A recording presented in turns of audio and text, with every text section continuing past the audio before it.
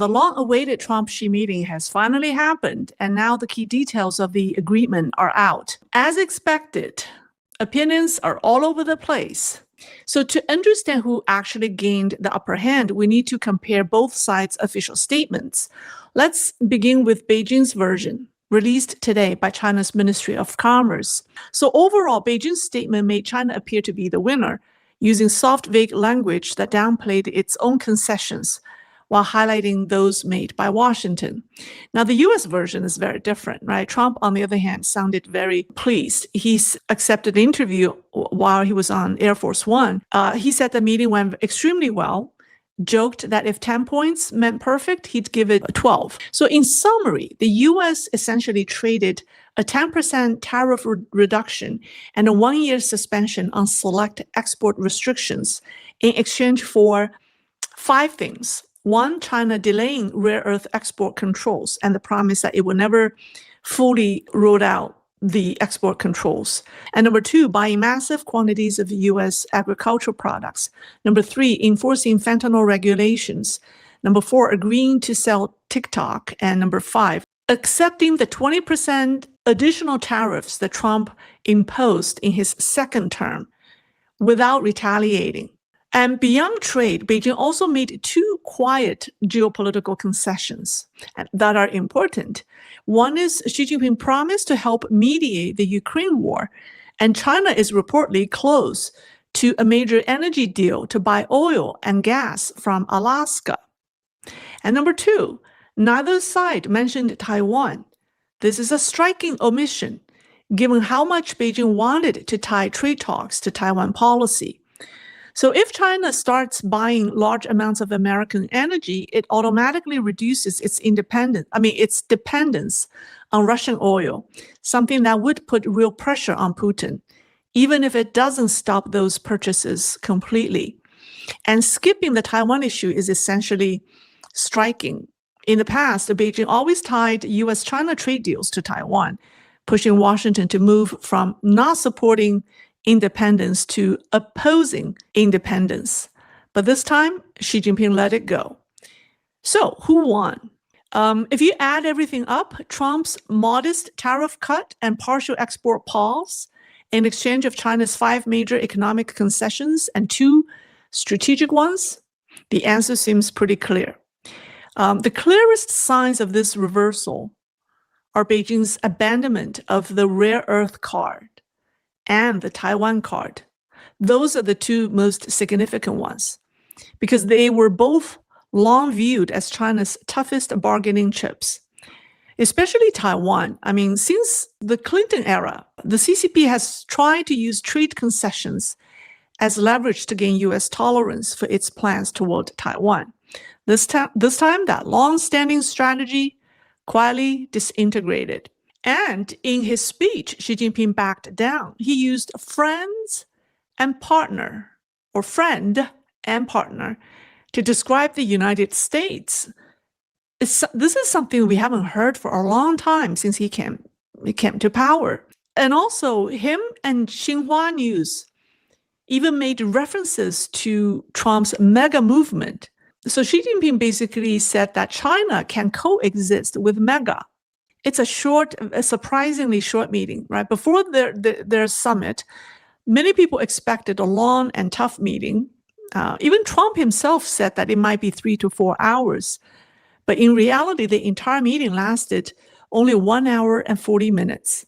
Now, if you subtract the opening remarks with the press, if you subtract the translation pauses and the time for small talk, the actual substance of the talks probably lasted around 45 minutes.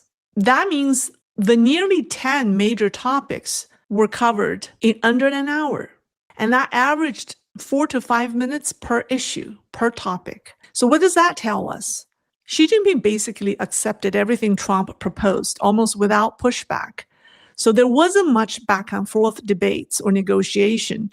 So it was more like Trump raised the point, Xi Jinping responded politely and then nodded in agreement, and that's it. So the meeting went on so smoothly that many people doubted whether it was even real.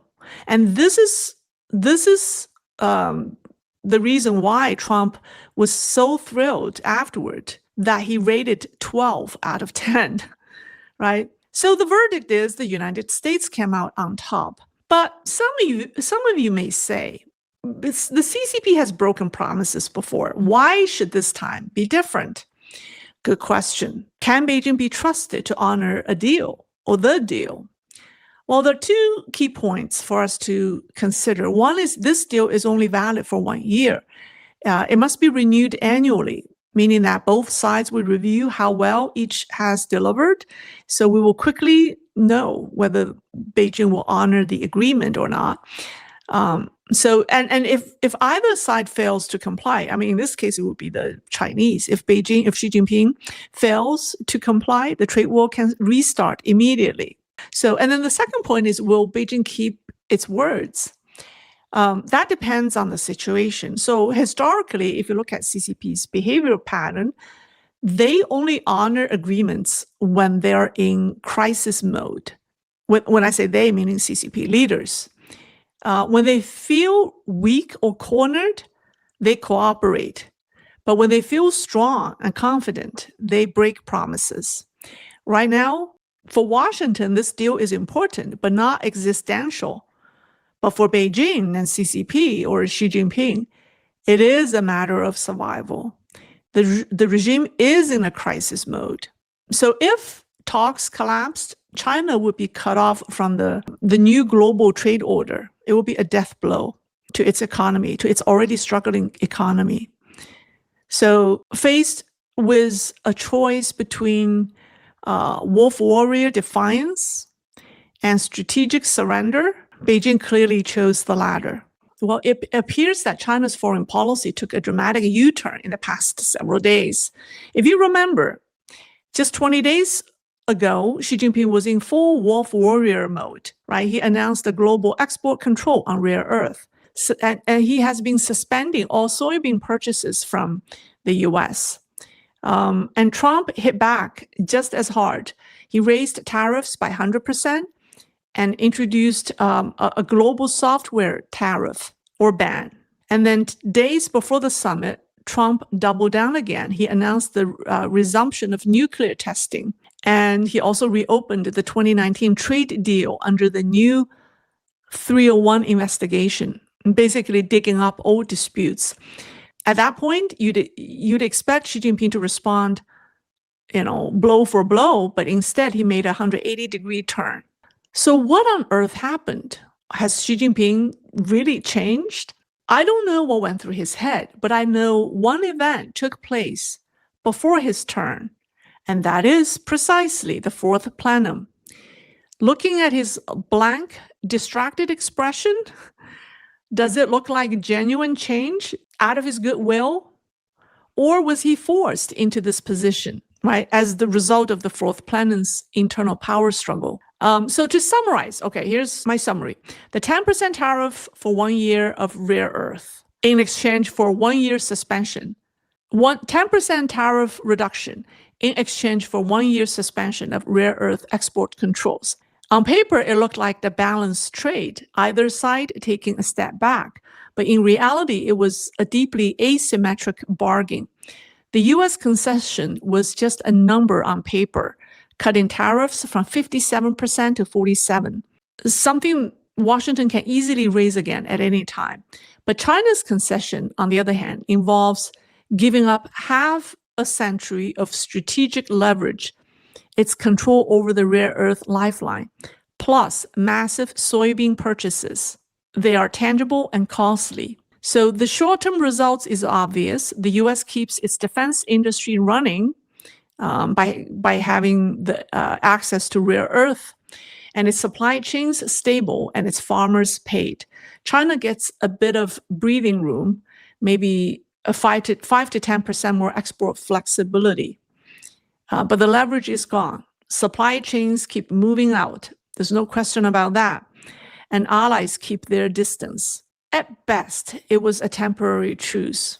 It's a pause in a long, grinding war of ideology, strategy, and endurance. The real issues that truly matter in Sino-US relations are what they didn't discuss. They are Taiwan, South China Sea conflicts, and the advanced chip ban. They were not discussed because they're not negotiable, and they define the real issues between the two countries.